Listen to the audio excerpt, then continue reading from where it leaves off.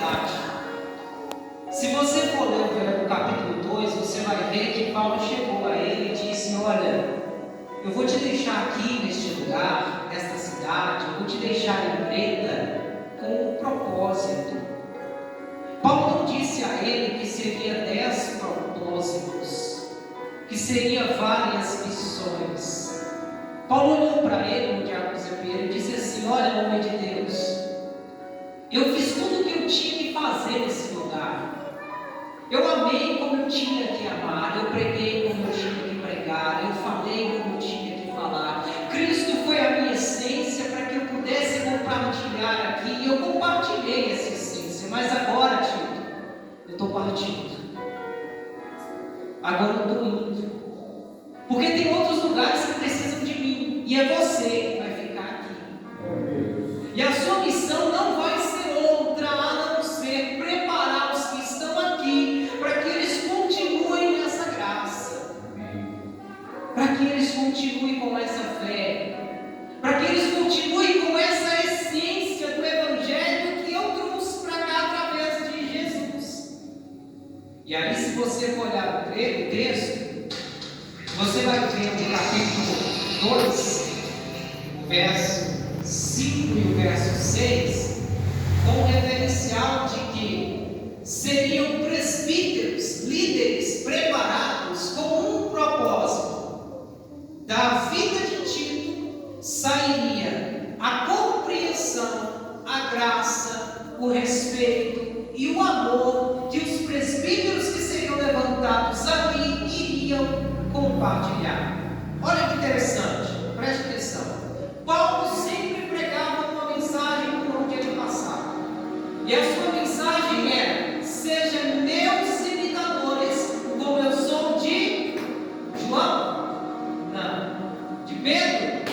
Não. De Judas? Não. Sejam meus imitadores, como eu sou de Cristo. E ele olhou para Tito e disse assim: olha, meu irmão, meu amado filho, eu quero deixar para você uma mensagem. E a mensagem é: seja meu imitador. E agora, eu estou partindo.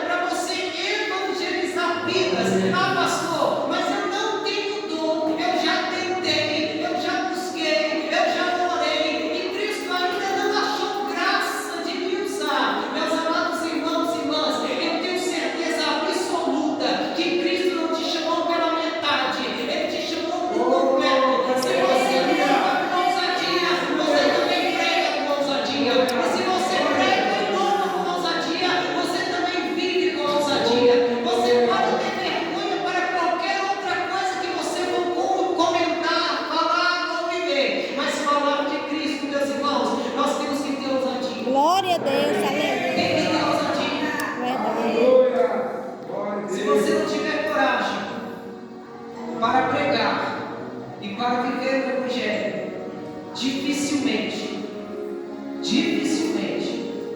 você vai conseguir confrontar o mal que assola a nossa vida nesses últimos dias. Você notou que, infelizmente, a maioria das igrejas se esfriou espiritualmente? E que poucos estão falando disso. Poucos estão falando disso. A frieza espiritual, meus amados irmãos, era algo que Paulo aqui estava preocupado. E daqui a pouco nós vamos entrar um pouquinho mais no texto e eu vou provar isso. Ele estava preocupado com o comodismo. Ele estava preocupado com Tito para que Tito não permitisse com que a essência do Evangelho fosse perdida. Ele estava preocupado para que Tito continuasse pregando a verdadeira mensagem de tal forma que quando ele pregasse, o Espírito de Deus pudesse continuar mobilizando vidas. Às vezes, meus amados irmãos e irmãs, quem sabe nós vamos até diminuir o evangelismo nas ruas, mas dentro da sua casa não podemos parar de evangelizar. Verdade, Eu meu não Deus. posso parar de evangelizar minha esposa e nem ela parar de me evangelizar. Eu não posso deixar de evangelizar minha filha. Quem sabe eu não venha conseguir fazer como eu fazia antes, buscar como eu buscava antes, mas a essência do louvor e da palavra, ela tem que prosseguir dentro da minha casa. E tem que ter ousadia para isso, meus amados irmãos e irmãs. Temos que ter ousadia. Eu quero te chamar a atenção para os termos que foram usados no verso 11 do capítulo 2, que diz: porque a graça de Deus se há manifestado. O termo aqui, se há manifestado, é como se dizendo, se assim manifesto, ou se assim compartilhado, vai trazer algo. Não quer dizer que a graça de Deus é selecionada para alguns, mas quer dizer que não virá para todos no mesmo momento. E por não vir para todos, às vezes alguns vão se cobrar por dizer: ah, mas aquela pessoa tem mais graça do que eu. E outros irão compreender isso como: ah, Deus não me chamou para graça ainda. Não. Na verdade, em um determinado momento, Deus sempre vai te buscar. Deus sempre vai me buscar. Ah, pastor, mas eu já estou na igreja, eu já sou crente, eu participo da Santa Ceia, eu estou em comunhão, eu tenho oportunidade, eu tenho a credencial, eu sou crente, eu sou cristão da Assembleia de Deus, Ministério de Madureira. Mas aí vem a questão, meus amados irmãos e irmãs, a graça de Deus, ela precisa estar por essência nas nossas vidas. Ela tem que estar por essência. E ela será manifestada trazendo o quê? Salvação, verso 11. Salvação a todos os homens. Não foi na mesma época que o pastor Lucas e eu, pastor Abel, nos encontramos com a graça. Não foi na mesma época, não foi no mesmo tempo, não foi no mesmo ministério, não foi no mesmo lugar. Mas no momento que Deus chamou o pastor Lucas, ele aceitou essa graça. No momento que Deus me chamou, eu aceitei essa graça. No momento que os irmãos e irmãs que estão aqui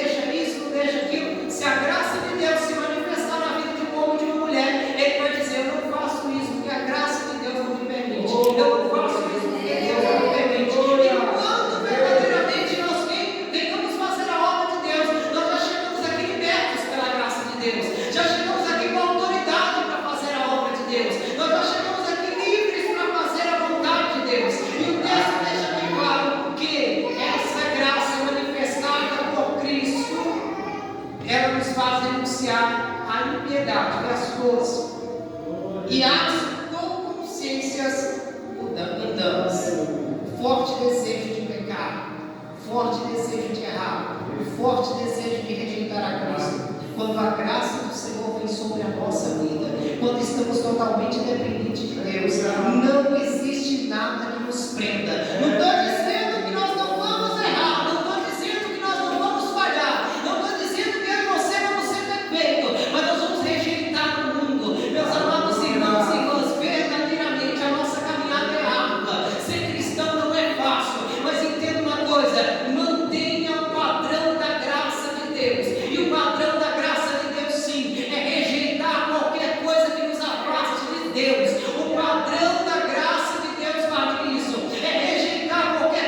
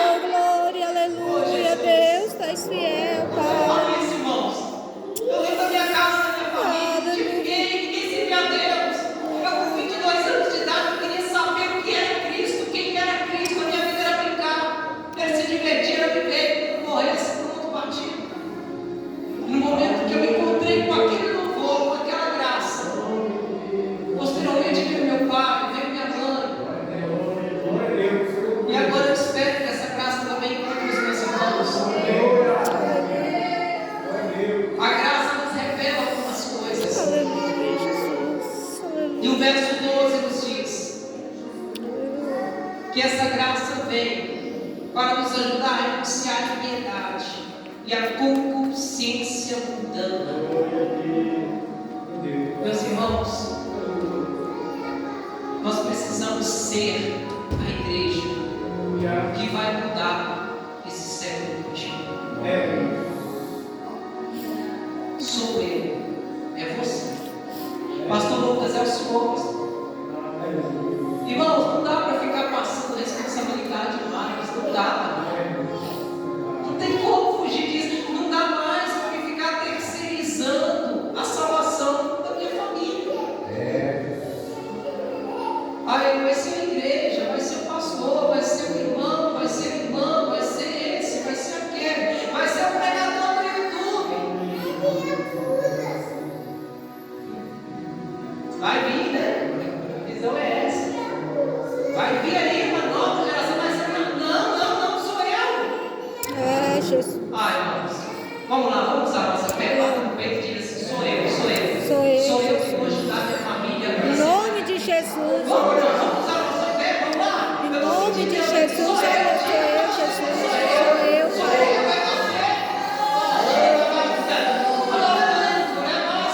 Glória a Deus.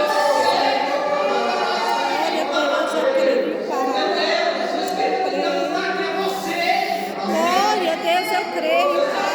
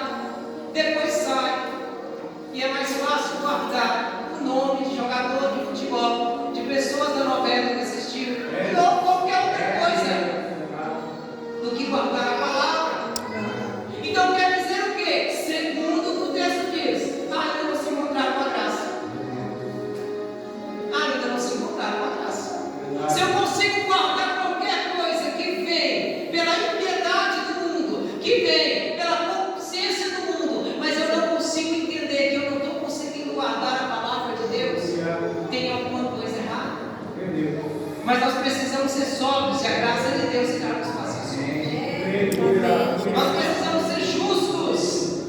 Segundo Pedro, capítulo 2, versículo 12. Nós precisamos ser justos. Você sabia que, segundo a história dos judeus, e isso se mantém até hoje, eles andam pelas ruas, pastor Lucas, eu achei muito interessante. procurando homens para serem exemplo para suas famílias e para o seu vínculo de amizade. Como se dizer, eles não andam com qualquer pessoa. Eles não andam com qualquer pessoa. Quem já viu aqui algum filme, algum vídeo, algo deles lá na frente do Muro das Lamentações, fazendo as suas orações, sejam em pé ou ajoelhar, mas eles não vão para lá com qualquer pessoa. Como se dizendo, eles não sentam na roda dos escarnecedores. Ele não ocupa a sua mente, os seus ouvidos, o seu coração com coisas que não fazem eles serem justos e sóbrios. Eles se preenchem com pessoas que levam eles para o caminho que eles querem trilhar. Eles não se preenchem com pessoas que querem desviar eles do caminho. Fica aqui um alerta, que a graça de Deus não me permita nem te permita ser dominado pelas mudanças que estão acontecendo aí fora, e as pessoas estão simplesmente querendo dizer assim: está tudo tranquilo, está tudo em paz, não tem nada a ver. É a evolução da igreja. A igreja precisa evoluir. Até a Bíblia está trocando. Cuidado, olhe direitinho na tradução da Bíblia que você vai comprar, que você vai adquirir. Confere as palavras direitinho. Vê se não estão desviando a sua atenção com uma simples palavra. Cuidado com as mensagens hoje da teoria ou da teologia da prosperidade. Não sei qual dos dois termos vai encaixar melhor, porque criaram-se também uma teoria dentro da teologia da prosperidade, em que você vai ter tudo o que você quer, quando na verdade nós temos que ser cientes que nem tudo que nós queremos é o que Deus quer para nós.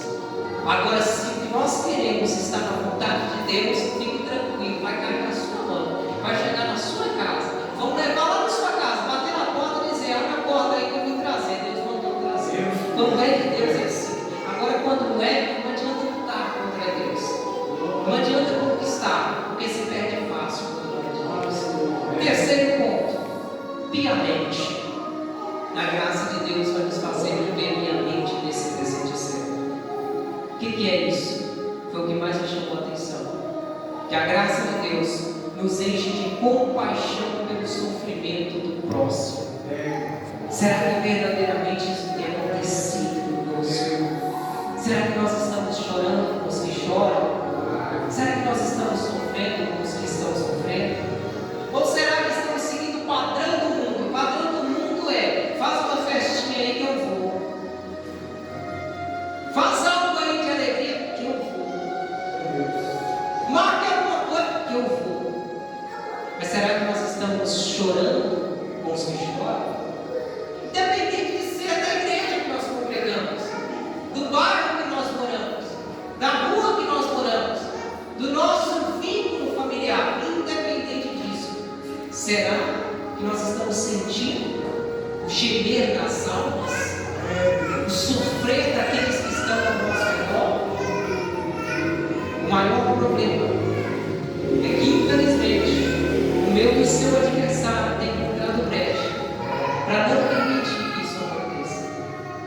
Mas o que o inimigo quer, meus irmãos, é nos sufocar para que, através do sofrimento das almas, quem sabe a gente venha criar um sofrimento maior em nós. É o que o diabo quer. Mas sabe o que Cristo quer? É que nós venhamos ver o sofrimento das almas, encontrar em nós força através da graça e ajudar essas pessoas. Você sabia que existem vários vídeos nas redes sociais hoje de pessoas com simples cartazes dizendo assim: me dê um abraço? Simplesmente isso, me dê um abraço, eu preciso de um abraço. E esses vídeos estão sendo visualizados aí, como dizem, e viralizando, como dizem, com muitas milhões de curtidas e vistas por dia. Coisa simples, mas que às vezes não está sendo alimentado. Para encerrar, no verso 13, nos diz assim: aguardando a bem-aventurada esperança e o aparecimento da glória do grande Deus e nosso Senhor Jesus Cristo. Irmãos, é só pela graça mesmo. É só pela graça. Você conhece alguém que ficou dentro de uma igreja, de uma instituição, dentro de um ministério, durante 10, 20, 30, 40 anos. Alguém que orou por você, alguém que pregou para você, alguém que um dia lá no início se encontrou com a graça e estava caminhando com essa graça, com uma essência muito forte, e hoje ele está lá no mundo. Você conhece alguém?